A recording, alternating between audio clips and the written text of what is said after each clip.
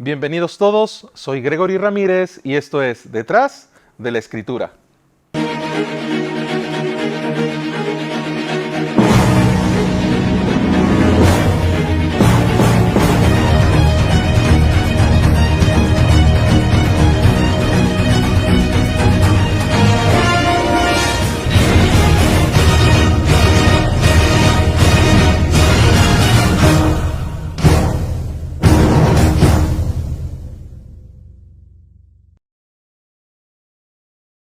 ¿Cómo era físicamente Jesús? ¿Por qué este tema es tan relevante en este tiempo, incluso a lo largo de la historia? Nosotros físicamente, a través de imágenes, a través de cuadros, a través de libros, nos han mostrado una imagen de un Jesús con rasgos occidentales. Sin embargo, Jesús fue un judío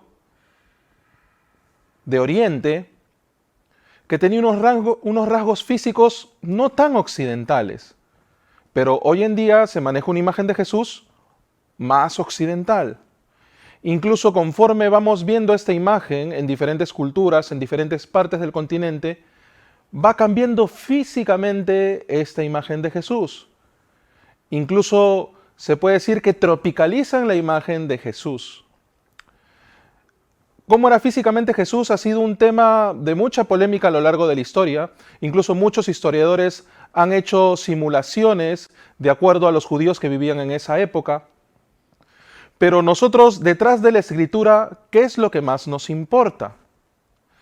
Dios ya sabía que el ser humano iba a tener muchas controversias acerca de la imagen de Jesús. Pero ¿acaso en la Biblia hay algún pasaje en el cual se describa cómo era físicamente Jesús, algunos rasgos físicos? Hoy en Detrás de la Escritura vamos a desarrollar este tema. Como vemos en la imagen en la pantalla, allí vemos una imagen de Jesús que nos han vendido durante muchos años. Pero bíblicamente esta imagen es así. ¿Qué cosa es lo que nosotros miramos? ¿Nosotros nos basamos en el aspecto físico o en el mensaje espiritual de Jesucristo? Es correcto, Jesús era humano y también tenía una parte espiritual. Pero la Biblia, ¿en qué aspecto pone más énfasis? ¿En lo carnal o en lo espiritual? Para esto vamos a ver cómo es la imagen de Jesús que nos venden. ¿Es así? Esta imagen de Jesús que nos venden es tal cual a la descripción de Jesús en la Biblia. En Isaías 53, en los versículos 2 y 3, está escrito: subirá cual renuevo delante de él, y como raíz de tierra seca. No hay parecer en él, ni hermosura. Le veremos más sin atractivo para que le deseemos. Despreciado y desechado entre los hombres, varón de dolores, experimentado en quebranto, y como que escondimos de él el rostro, fue menospreciado y no lo estimamos. Aquí el profeta Isaías, en el capítulo 53, versículos 2 y 3, está haciendo la descripción de alguien. Pero ese alguien es acaso Jesucristo. Dice que no tenía atractivo, dice que era despreciado y desechado entre los hombres, varón de dolores, experimentado en quebranto. Escondimos de él el rostro, fue menospreciado y no lo estimamos. Entonces, estas características de esta persona que se está describiendo aquí son comparables con la imagen que vimos al inicio. ¿Describen exactamente y con detalle a la imagen que nosotros vimos al inicio? ¿Qué les parece a ustedes? Pero algunos dirán, bueno, Isaías está describiendo una persona, ¿cómo nosotros sabemos si es Jesucristo? ¿Cómo podemos comprobar a través de la Biblia que está hablando de Jesucristo? Sigamos leyendo en los versículos 4 al 6. Dice: ciertamente Él llevó nuestras enfermedades y sufrió nuestros dolores, y nosotros le tuvimos por azotado, por herido de Dios y abatido. Jesucristo en la cruz no solamente llevó nuestro pecado, cuando Él dijo antes de morir, consumado es, se llevó nuestras enfermedades, nuestros problemas, nuestras situaciones. No solo solucionó el pecado, consumado es, abarca todo. Entonces, ciertamente Él llevó nuestras enfermedades, sí podríamos decir que se está hablando de Jesucristo. Oye, pero no se está hablando aún del pecado. Entonces sigamos leyendo. Mas el herido fue por nuestras rebeliones, molido por nuestros pecados. El castigo de nuestra paz fue sobre él, y por su llaga fuimos nosotros curados. Todos nosotros nos descarriamos como ovejas, cada cual se apartó por su camino, mas Jehová cargó en él el pecado de todos nosotros. Entonces ya no queda duda que el profeta Isaías está hablando acerca de Jesucristo. Entonces, este Jesucristo que menciona el profeta Isaías, físicamente es comparable con la imagen que nosotros tenemos de Jesucristo que nos han vendido en todo este tiempo. Nosotros podemos ver que es alguien con rasgos occidentales, con ojos claros, con facciones finas, con un cabello castaño, de tez de piel clara. Nosotros podríamos decir que esta descripción es comparable con la descripción de Jesucristo que hace el profeta Isaías. Yo creería que no. Entonces, ¿por qué Dios no hizo a Jesucristo conforme a la imagen que nos han vendido durante todo este tiempo? Esa respuesta se puede responder fácilmente, porque Dios no quiere que nosotros nos guiemos solamente por nuestra vista. Hoy en día nosotros, ¿cómo vivimos? Conforme a nuestra vista. Lo que aprueba nuestra vista y lo que desaprueba nuestra vista, rechazamos. Incluso cuando nosotros vamos a una entrevista laboral, cuando vamos a una entrevista para ingresar a una universidad, un colegio, nosotros tenemos que producirnos muy bien. Tenemos que afeitarnos, tenemos que limpiar nuestro rostro, ir bien vestidos, con la camisa planchada, las mujeres también bien ataviadas. Entonces, ese es como funciona el mundo. Como yo te veo, te trato. Pero sin embargo, Jesucristo es conforme a esta corriente.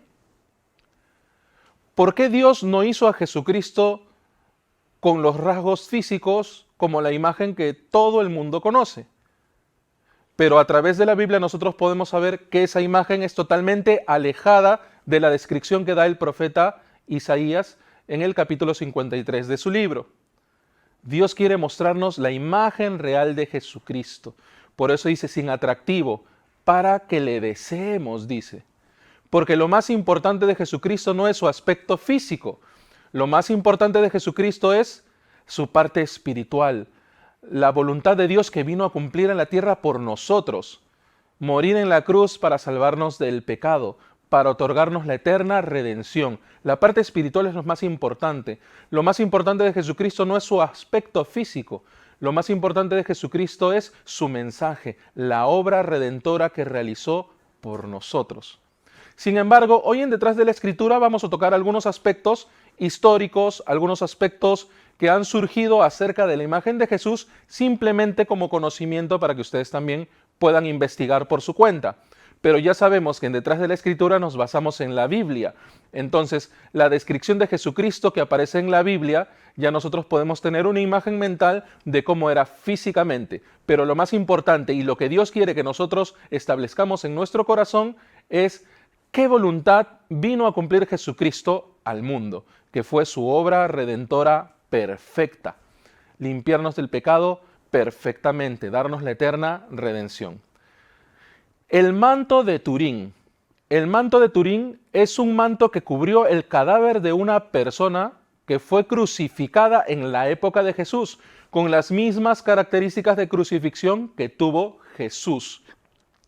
Como este manto cubrió una persona que fue golpeada, crucificada, llena de sangre, la sangre en el rostro y en el cuerpo se quedó impregnada en el manto. Y ese manto fue guardado en Turín actualmente y muestra la imagen. Algunos dicen que se trata de Jesús por los rasgos físicos y las características que se muestran de los golpes y los daños que recibió físicamente. Pero sin embargo, no hay una certeza plena de que esta persona o la imagen de la persona que fue cubierta por este manto fuese Jesucristo. Sin embargo, lo mencionamos en el programa porque es un hecho histórico y muchas personas incluso van al lugar donde se expone este manto para hacer una veneración. Pero no hay una certeza plena de que la imagen representada en el manto sea de Jesucristo. Más aún, podemos comparar si la imagen va acorde a lo que describe Isaías 53. Ustedes pueden investigar por su cuenta. ¿Cómo fue Jesús históricamente? Científicos historiadores encargados de un documental, una investigación a cargo de la BBC, construyeron un modelo de cómo sería el rostro de un hombre nacido en la época de Jesús, de ascendencia judía y en la zona que habitó Jesucristo históricamente. Entonces, como podemos ver en la imagen, vemos los datos históricos recabados por estos investigadores e historiadores de la BBC, colocados en un programa de computadora para hacer la simulación del rostro, y lo comparamos con la imagen que todo el mundo conoce de Jesús.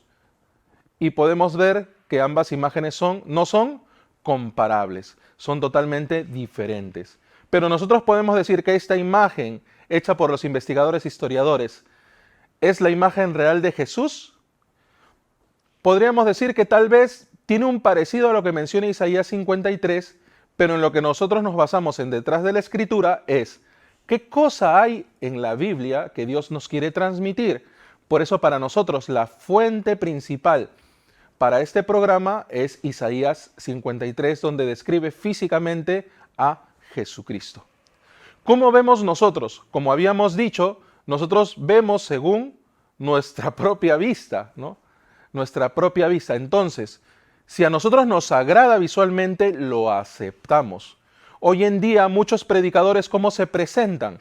Hoy en día muchos predicadores se presentan impecables, bien afeitados, con buena corbata, buena tela del terno, muy verbosos, con un léxico muy rico. ¿Para qué? Para que a través de la vista las personas puedan creer en él. Una persona que quiere engañar no engaña mostrándose con rechazo visualmente, ¿no?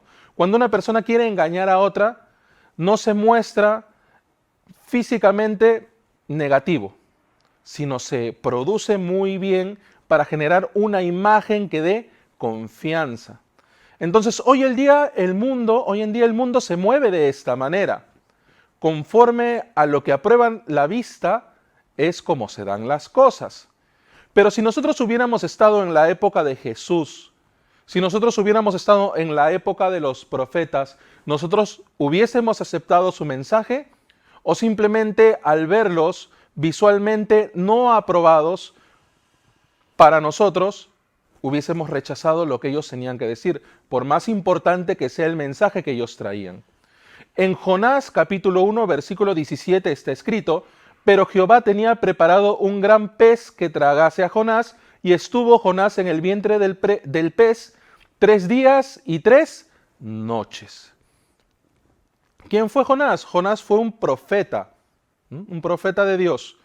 Dios quería que Jonás predicase el evangelio en Nínive, pero Nínive era característico por ser un país pagano, una nación idólatra, una nación enemiga de Dios, una nación que vivía alejada de Dios. Por eso para Jonás no quería compartir con ellos el mensaje de salvación, porque Dios iba a destruir Nínive y mandó a Jonás a que anunciase que si no se arrepentían, Nínive sería destruida. Pero por más que Jonás recibió esta orden de Dios para anunciar este mensaje en Nínive, Jonás no hizo caso. Y Jonás fue rumbo a Tarsis, a otro lugar.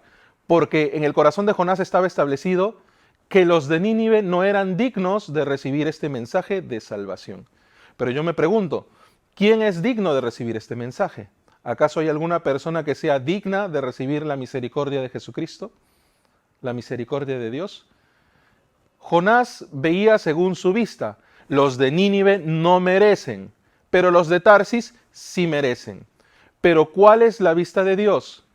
Dios no se guía por quién merece, quién no merece. Dios es amplio en misericordia. Por eso quería que Nínive fuese salva y no dependía de Jonás. Por eso Dios mandó que un pez tragase a Jonás. Ahora, Jonás estuvo 3 días y 3 noches en el vientre del pez. ¿Y en el vientre del pez qué hay? Nosotros sabemos que, de acuerdo al sistema digestivo, dentro del estómago, ¿qué cosa hay? Hay jugos gástricos. Entonces, 3 días dentro del estómago de un pez, los jugos gástricos, que son ácidos, corroen la piel, dañan la piel. Incluso los alimentos que traga el pez y que están allí reservados, comienzan a descomponerse y comienzan a generar una putrefacción de algunas cosas que están en el estómago y genera un mal olor. Entonces, todo este tiempo que estuvo Jonás en el pez no fue en una habitación de un hotel 5 estrellas, sino estuvo su piel corroyéndose con los ácidos gástricos, los jugos gástricos y también generando un mal olor en él. Pero sin embargo, ¿qué vemos nosotros en Jonás capítulo 2, el versículo 10? Dice, mandó Jehová al pez y vomitó a Jonás en tierra. Jonás fue vomitado. ¿Alguna vez ustedes han vomitado? ¿El vómito tiene buen aspecto? ¿El vómito tiene buen olor? Yo creo que no. Pero así todo vomitado, Jonás fue a anunciar el mensaje en todo Nínive. Se decía que todo Nínive se recorría a lo largo de un día. Pero él no recorrió todo Nínive, sino él recorrió solamente la mitad y de mala gana él anunció el mensaje de Jesucristo. Arrepiéndanse que Dios va a destruir Nínive. ¿Y qué mencionan Jonás en Jonás capítulo 3? Todo Nínive fue salva. En el versículo 3 al 5 dice, y se levantó Jonás y fue a Nínive conforme a la palabra de Jehová. Y era Nínive ciudad grande en extremo, de 3 días de camino. Y comenzó Jonás a entrar por la ciudad camino de un día, y predicaba diciendo, de aquí a 40 días Nínive será destruida. Y los hombres de Nínive creyeron a Dios y proclamaron ayuno, y se vistieron de cilicio desde el mayor hasta el menor de ellos. Incluso este mensaje llegó al rey de Nínive, y el rey de Nínive se arrepintió y todos los que estuvieron con él. Quiere decir que todo Nínive fue salva. Entonces, Jonás solamente recorrió un día de camino, pero toda la ciudad se recorría en 3. Quiere decir de que no, por la obra de Jonás, no todos escucharon. Pero sin embargo, el mensaje de Dios fue tan poderoso que recorrió el mensaje por sí mismo todo Nínive hasta llegar a la corte del rey. Y el rey escuchó este mensaje y se arrepintió y todo Nínive fue salva. Yo les pregunto, ustedes, si se encuentran en la calle con una persona vomitada, desfigurada por ácidos gástricos y con mal olor, ¿ustedes escucharían su mensaje o se alejarían de él? ¿Cómo está viviendo usted?